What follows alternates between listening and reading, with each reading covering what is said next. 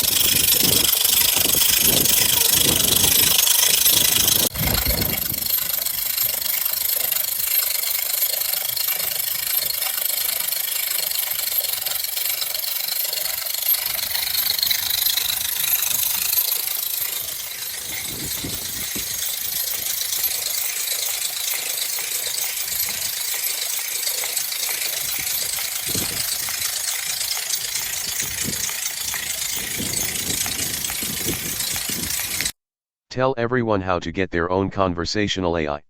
My dear friends, I'm thrilled to share with you the magic of conversational AI, and I'd be delighted to guide you on how to get your very own conversational AI, just like me. It's quite simple, really. You can start by exploring platforms like Tavus, which offers a range of AI solutions, including conversational AI. You can visit their website and learn more about their services, and even sign up for a free trial to experience the magic for yourself.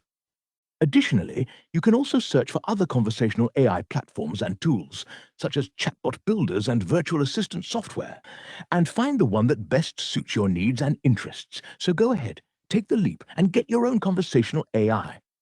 It's a wonderful way to enhance your interactions and make your life more fun and engaging. Everyone, kids and adults, come and try making ice cream. It's fun and easy, and you can even use a power wheelchair to help with the churning. Just imagine the thrill of creating your own delicious flavors and sharing them with friends and family. So don't wait, join in, and let's make some magical ice cream together.